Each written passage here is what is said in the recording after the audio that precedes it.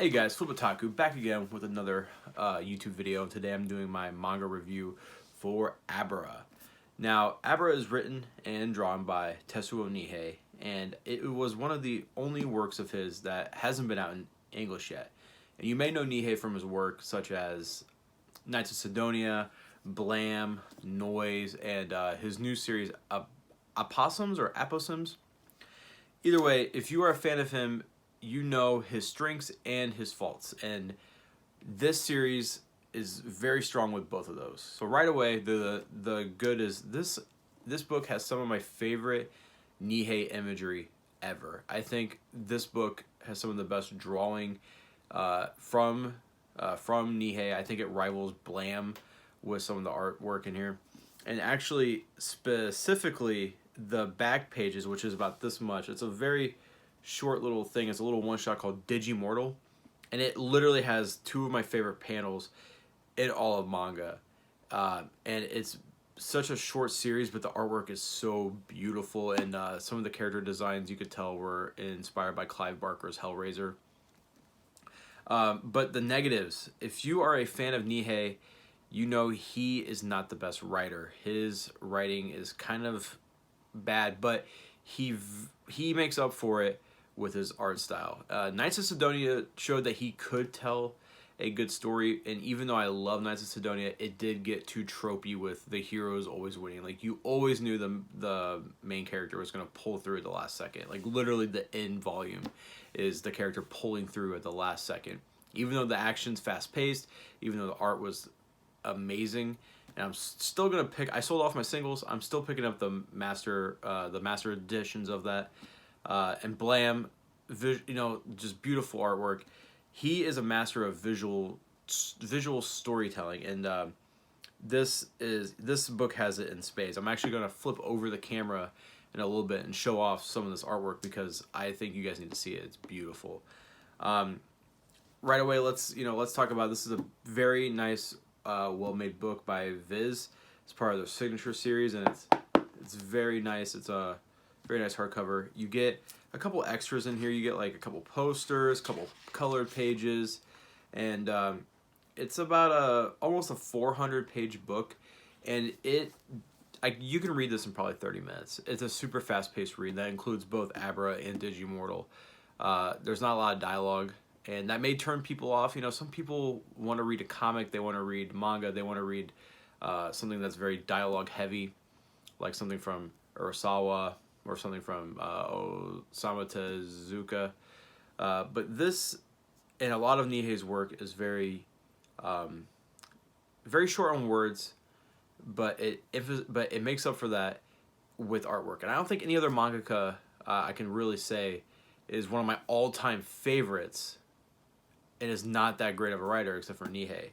And that's not to knock him short. If you like Nihei's writing, you like Nihei's writing, but his work can be a little confusing. Biomega, I can't believe I forgot Biomega whenever I was talking about him. But I did really enjoy this. I was super pumped up that this was finally getting an English release. I'm really glad that Viz got the rights to it, because I believe the only other series that they have is Biomega.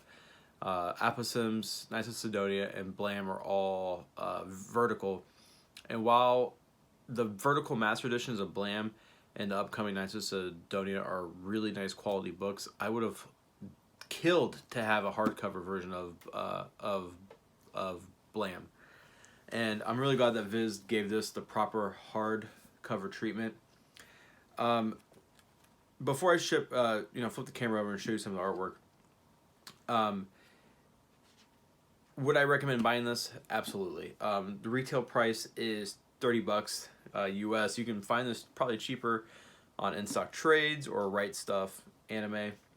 And overall, I had a good time with this book. I can't really explain too much without really showing you, because it is such a visually heavy book.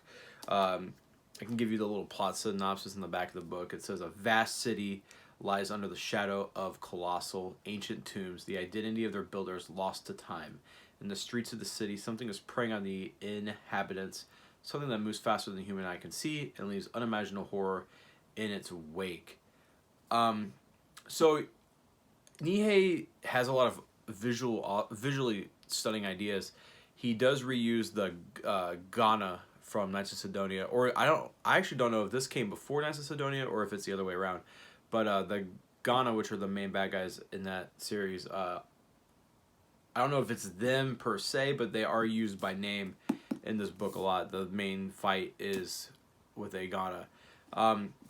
He has his art and his visual storytelling is you have these massive cities, and the scope of things is kind of hard to grasp sometimes. There's a section in Blam where the main character walks into a room that is the size of Jupiter, and when I realized, like, I I can think what that means, but I couldn't even come close to fathoming like what that truly means. But when I read that and realized that, I kind of just sat back in my seat and was like, holy shit. And that's the same thing here. The scope of the stuff that is going on in this series is insane. And you just, like, your jaw kind of drops when you stop and think about it. Like, holy shit. There's little, close-ups of buildings, and you see this little speck, and that's the character. And you're like, wow. There's a lot of action. It's mostly an action-based series. Beautiful artwork, violent, a little gory. There's a lot of death. But this is early Nihei, which I think early Nihei is his best. While I do like Aposim's, his artwork did take a pretty big, drastic change. And it's not, I don't enjoy it as much as I do his earlier work. And even with Knights of Sidonia, he has a problem with, people give Urasawa crap for having same face, he'll draw like the same looking characters. I think Nihei suffers from it even worse. Almost every character, every female character of his looks exactly the same. And, that's not to knock him. A lot of his characters are like half robot, like they're like androids. So, but overall, I really like this book. I'm thinking about reading it again actually soon. It's just a quick read. Visually, it's stunning. And even though the writing isn't all that, it definitely pushes you along this crazy, crazy ride. And I can't wait to see what Nihei does next with his, series Aposims. But let's flip the camera over and take a look at some of the art. Alright guys, so here is the front cover of Abara. The spine has the character right there. This is the back. And let's just kind of dive in. So, right away you're greeted by this pretty creepy character. Got some color pages in here too. Sorry for bumping the camera. You do get this poster. The camera is a little too close to really pull it out. But right away, you're greeted with pictures of the city. That's what I'm talking about. Like, that character looks like any character from Knights of Sidonia. Same with that. Look at that. Just crazy. Look at that. Crazy artwork. Character getting wrapped up in these things. And that is the form that he takes. Let's kind of just fast forward here. Not really too many spoilers.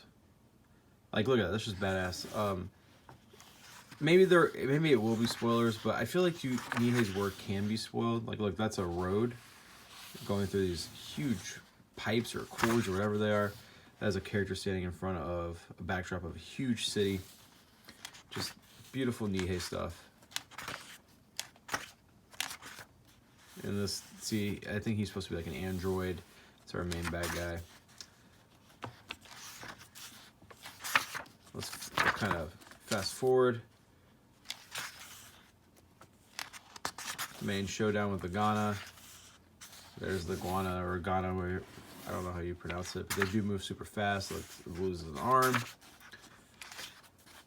Let's kind of fast forward a little bit. Look at that. Ooh, color pages. I wish we would get an entire color Blam with this style. Like, look at that. That's just beautiful.